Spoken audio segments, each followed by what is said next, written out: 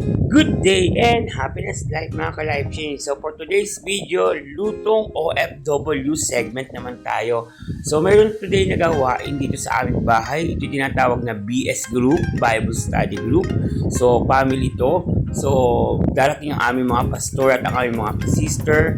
So magkakaroon kami ng pag-aaral ng Bible Study. Kaya pagluluto tayo ng merienda or snacks nila.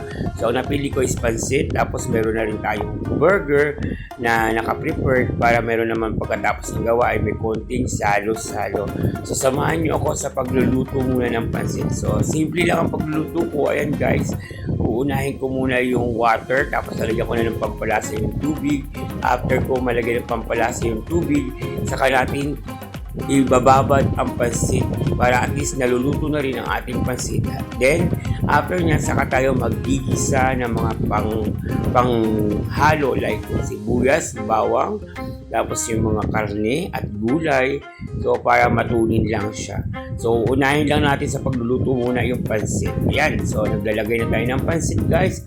I hope na may kanya-kanya naman tayong style ng pagluluto. Ito yung pagluluto kung alam ko rin naman na masasarapan sila dahil marami naman tong ingredients. Okay? May mga kikya, may mga pork, and then meron din siyang shrimp flavor. So, ayan. Halo-haluin lang natin ang todo yung pansit natin para kahit papaano is coordinate, mix well ang water doon sa noodles para matulin po siyang lumampot. Okay? So, hindi natin siya masyadong gagawing lusak or yung tipong basang-basa yung noodles. Okay? Kasi mamaya, igigisa pa natin yan at isasama uli natin sa paggigisa. Okay? So, from the meantime yan guys, lulutuin muna natin yung pansit. So, kung umabot ka pala sa video ito, don't forget to follow, like, and share, comment down below kung okay ba sa inyo yung mga video natin or magko-comment kayo, any suggestion, open po tayo dyan. And then, i-follow nyo na rin po ako sa Life Change OFW FB Reels Leonardo Pulintan para po masuportahan ko rin po kayo. Count me in. Let's go. F2F, C2C, B2B. Ano pang hinahantay ninyo? Makipag-proper engagement na po kayo dito sa Life Change OFW journey. So, God bless po sa lahat ng sumusuporta, tumatangkilik, nanunood. Maraming salamat. Malaking tulong po yung hindi nyo pag-skip ng ads ko. So, commercial break lang po. Maraming salamat din po sa ating San Pablo Steel Production dahil po sa kanila nakakapag-siomay, fishball kikiam tayo sa kanila pinadalang fryer. Malaking tulong po dahil yung pinambili ko ng fryer sa dapat ngayon naging capital. Puhunan ko na po siya sa aking mga paninda. Kaya bumuunlad din po ang ating kabuhayan kasi nagkakaroon na po tayo ng mga tinatawag na investment like yung mga freezer, malalaking rice cooker, meron na po tayo niyan. So, mas makakatulong ito sa ating pagbibusiness. Saka maraming salamat sa mga suki natin ng mga taga San Roque High School, mga taga Barangay San Roque, at mga suki ni Nanay sa Budget Catering na bumibili po ng ulam, ng kanin, at sa amin din po sa Sari-Sari Store sa mga school supplies. Maraming salamat po. At ito po yung tinatawag namin paglulutong Budget Catering.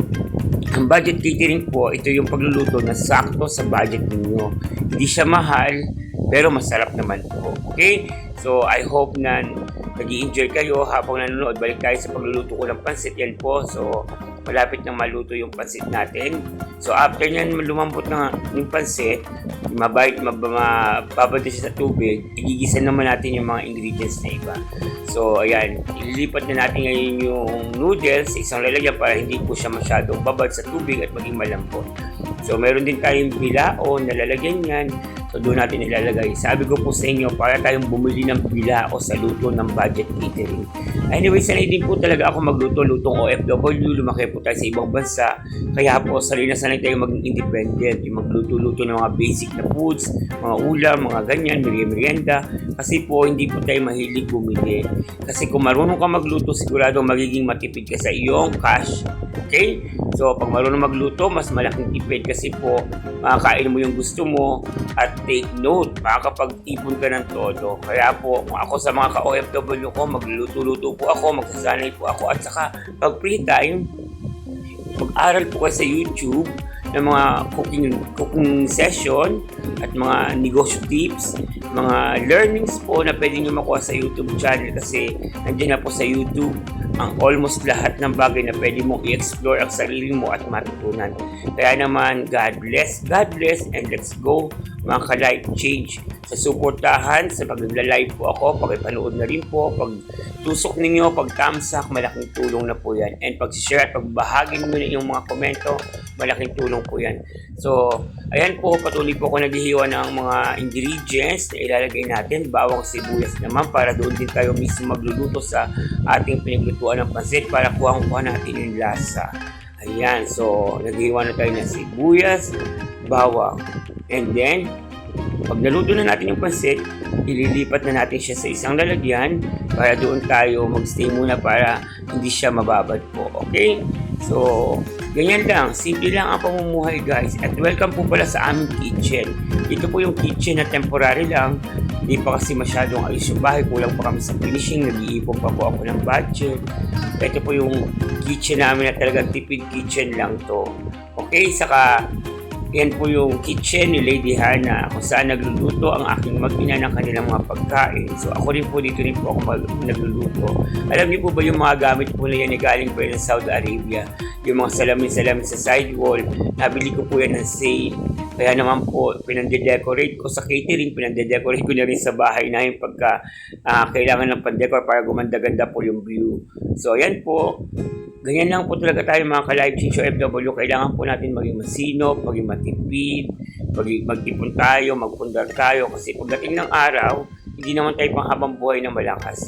Okay po, kaya po papakainin nyo rin po ang inyong mga sarili ng good foods, mag-exercise, galaw-galaw kasi health is wealth din po. Kaya po mga ka-live change, lagi niyo pong ingatan ang inyong mga sarili. Okay, kayo mga OFW, nagtatrabaho po kayo sa ibang bansa, make sure na kumakain kayo ng mahusay kasi yan po ay puhunan ang inyong kalusugan.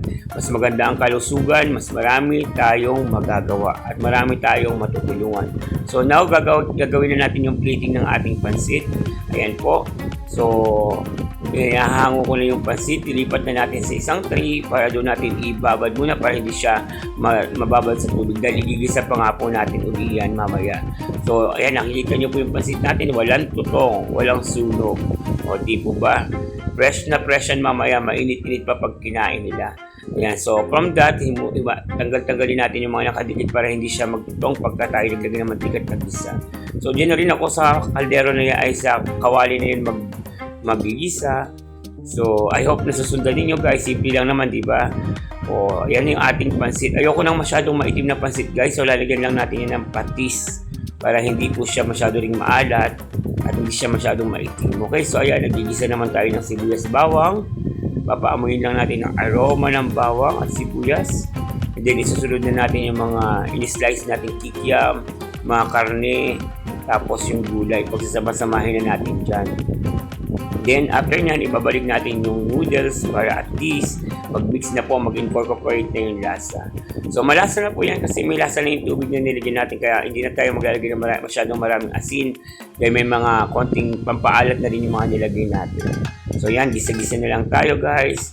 Ayan, kung nakarating ka sa video ito, don't forget to follow, like, and share, comment down below. Huwag niyo pong kalilimutan, huwag skip ang aking ads.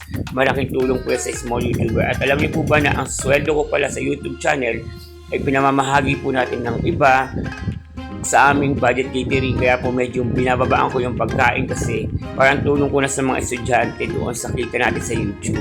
Kaya medyo mababa yung price natin sa mga burger, 25 lang po, meron tayong 15. Sa siomay po, 5 pesos isang piraso. Pwede po may rice, 10 pesos lang po yung rice. Meron din po tayong mga palamig na 5 pesos, 10 pesos.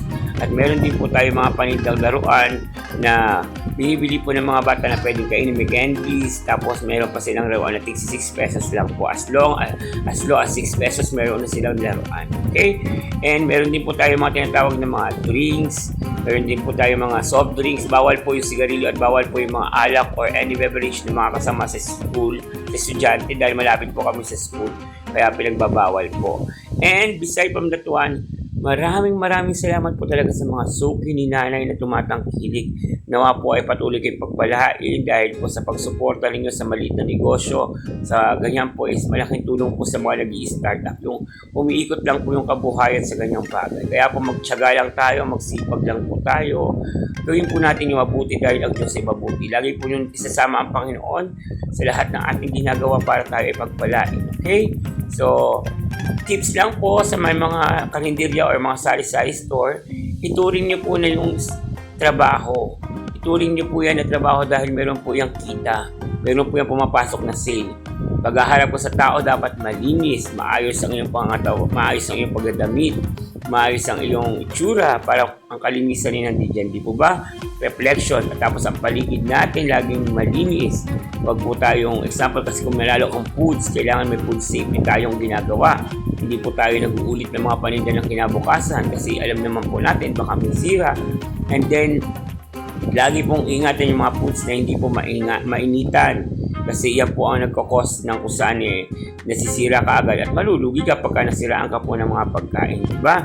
So, ayan po, paluto ng ating pansit. So, ililipat na po natin siya sa bilao. Ayan, guys, tingnan niyo po mabuti. Ito, minimix ko na po yung mga incorporate nating gulay, vegetable, mga laman.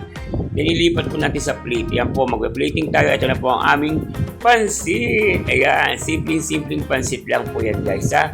Pwede na po yan pang merienda. Budget na po yan, guys. Hindi po yan tinipid, pero malasa po yan. Okay? So, good for 10 packs na po yan. For extra, pwede po umabot ng 15, pero goods na po yan para sa aming mga bisita mamaya. Then, lalagyan po natin ng side dish na burger. And then, lalagyan po natin ng palamig also para kompleto na ang snacks natin pagkatapos ng gawain. Kailangan natin pagpalain yung mga anak ng Diyos na bumibisita sa atin. Mas lalo tayong pagpapalain. Yan po pala ang aking anak si Lady Hana. Ayan, tinitingnan po ang aking pagluluto, caution. Pag may mga ganyan, titingnan niyo po mabuti. Baka po may mantika, mag-iingat-ingat po tayo. Dahil alam niyo po, may mga bata, naglalaro, kaya ingat yan. Katulad ng anak ko, actually, kailangan mag-ingat tayo sa pagluluto natin. Okay? Ingatan po natin silang huwag mapaso, huwag maanohan ng kahit na anong maka-apekto sa kanilang katawan like mantika po. Kaya lagi ko siyang tinuturong uminom ng tubig para po siya ay healthy. Yan po ang aking Lady Hana, ang aking anak. Maraming salamat sa kanyang mas mabait po yung anak ko na yan. Talagang manang-mana sa kanyang daddy at mommy. Yan po yung asawa ko po, kasamahan ko rin yan sa pag-negosyo right now. Natulong ko rin po siya kasi kami po ay pamilyang nagninegosyo kaya nagtutulungan kami lahat. Nagsusuportahan para mas lalong gumanda ang ating buhay. So ayan po guys, makikita nyo ay okay na ang ating pansit and then isi-set up na natin yan mamaya para mas presentable. Lalagyan na lang natin yung ating burger and then yung ating palamig para kompleto na. Okay? Don't forget to subscribe to my YouTube channel, Life Change OFW Journey. Follow nyo na rin po ako sa FB Reels Leonardo Pulintan at mag-comment lang po kayo doon. Meron po tayong palaro sa mga FB Reels ko, kaya po make sure naka-comment po kayo. Yan. So, syempre pagkatapos natin magluto, ayoko nang madumi, linis kagad tayo, tagalin kagad natin yung mga dumilansig na toyo or mga mantika para hindi po manigit sa ating kitchen dahil kitang-kita po yung kulay puti po ang aking tiles. So, kitang-kita mo po yung dumi. So, ayan po, inom lang tayo ng tubig. Kailangan natin yan. Okay? Para hindi tayo ma-dehydrate. So, luto na, nakaset ng ating pansit. Ayan. So, tatanggalin ko na at lilipitin ko na yung mga aking ginamit na sa pagluluto. Mag-uhugas-ugas na tayo ng konti para sa ganoon malinis na ang ating kusina. So, ito na ang ating pansit. Ready na, budget catering pansit. O, yan po kitang-kita nyo naman. May mga gulay-gulay at may mga toppings pa yan sa ibabaw. So, sa mga magpapa-order para sa nalalapit na Christmas party, available po tayo. Meron tayong spaghetti, carbonara, or mga ulam. Okay? Mag-PM lang po kayo as early at mag-down lang po tayong advance payment para naman po mailuto namin. Kasi mga near order lang po tayo Central School, sa Rocky High School, yung mga magki-Christmas party dyan. So, ayan po yung burger. Sineset up ko na. Yan yung 6 na burger na big burger naman po yan. Talagang mabubusog silang lahat. So, ito na po ang ating finished product for today's cooking life change po. Lutong OFW, palamig, pansit, at meron po tayong hamburger for tonight snacks sa ating Bible study. Kaya po, maraming salamat and thank you. Keep on watching. See you next time on my next video.